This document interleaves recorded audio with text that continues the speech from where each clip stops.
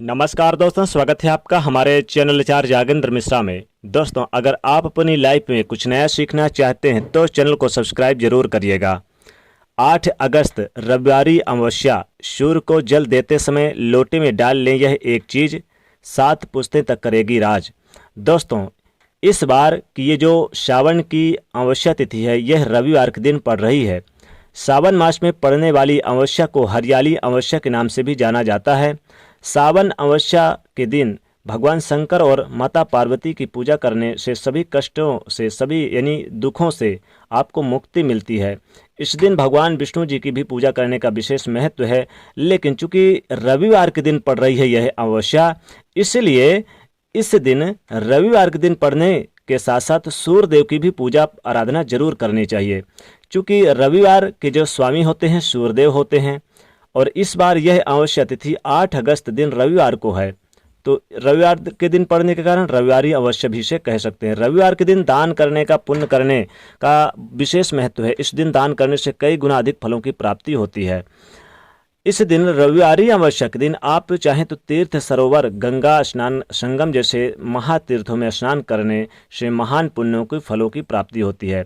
और अगर आप नहीं जा पाते तो घर में भी आप नहाने के पानी में थोड़ा सा गंगा जल डाल के नहा सकते हैं।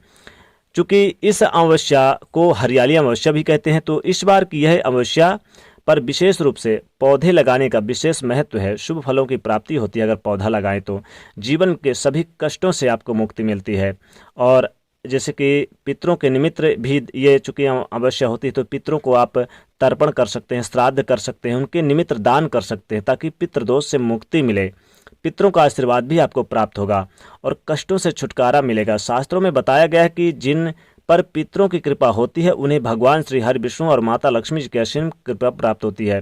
पुराणों में ऐसा कहा गया कि इस दिन अपने पूर्वजों को याद कर पूजा करने और गरीबों को दान करने से मनुष्यों को पापों का नाश होता है। चूँकि ये इस बार रविवार के दिन पड़ रही है, तो रविवार के दिन पड़ने के कारण इस दिन के सूर्य इसके मालिक है। तो सूर्य को, चूंकि देखिए, सूर्य को सर्वति साक्षी भूतम भी कहा गया, सब कुछ देखने और सुनने वाले सूर्यदेव, जो कि प्रत्यक्ष रूप से, और उनके निमित्त आप जल जरूर अर्पित करें। इस अमावस्या के दिन, रविवार के दिन जब भी अमावस्या पड़े तो आप सूर्यदेव को जल जरूर अर्पित करें, और मन से करें, तन से करें। सूर्य को अगर जल देते समय कुछ विशेष वस्तु अगर अर्पित किया जाए रविवारी अमावस्या के दिन, तो सारी मनोकामनाएं आपकी अतिशीघ्र पूरी होती है। लेकिन सूर्यदेव को जल अर्पित करने का विशेष विधान भी है। धार्मिक दृष्टि से तो हम सूर्य को जल देते ही हैं, लेकिन इसके फायदे बहुत होते हैं। आज हम आपके साथ बहुत सारी बातें करेंगे। और सूर्यदेव को जल देते समय क्या ऐसा डाल लें कि आपके घर में सुख समृद्धि का वास हो, तमाम तरह के लाभ हो, मान सम्मान की प्राप्ति हो। चूंकि सूर्यदेव पिता के कारक है, मान सम्मान के कारक, आत्मा के कारक माने जाते हैं। तो सूर्य को जल सही तरीके से आप कैसे अर्पित करेंगे? देखिए, कुंडली में जो सारे दोष होते हैं वो समाप्त होते हैं अगर आप सूर्यदेव को अच्छी तरह से जल अर्पित करें तो।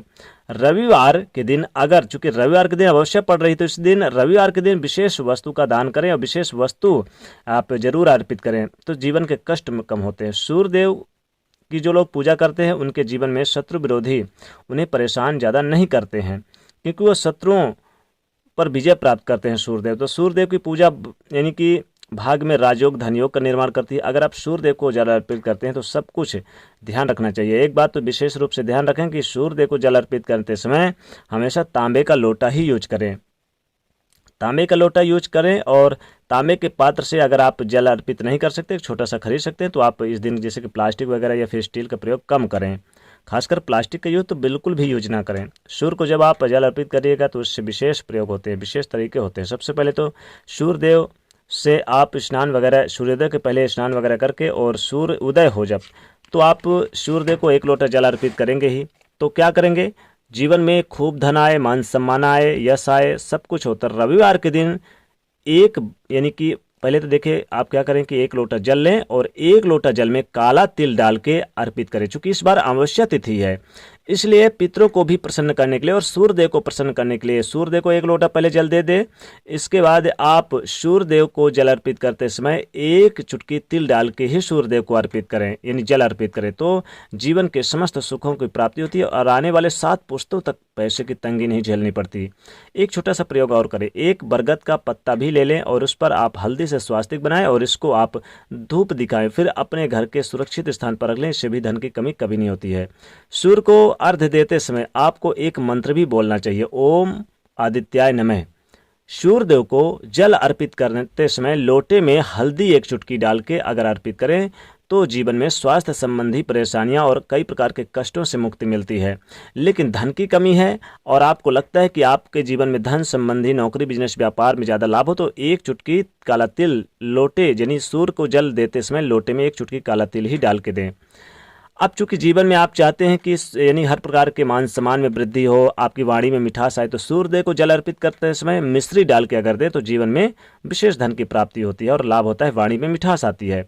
सूर्यदेव को जल अर्पित करते समय लोटे में 11 लाल मिर्च के दाने अगर डाल दें और फिर आप प्रार्थना करें तो अतिशीघ्र धन की प्राप्ति होती है। चूंकि इस बार रविवार आवश्यक दिन पड़ रही है तो रविवार आवश्यक दिन आप खासकर देखें, सूर्यदेव को जल अर्पित करते समय आप जरूर काला तिल डाल के अर्पित करें। काला तिल अर्पित करेंगे तो जीवन के समस्त सुखों की प्राप्ति होगी और धन धान में बरकत होगी और आपके घर में कभी भी धन की कमी नहीं होगी। तो दोस्तों वीडियो को लाइक करें, ज़्यादा से ज़्यादा शेयर करें और इसे सब्सक्राइब करें चैनल को। जय सूर्यदेव।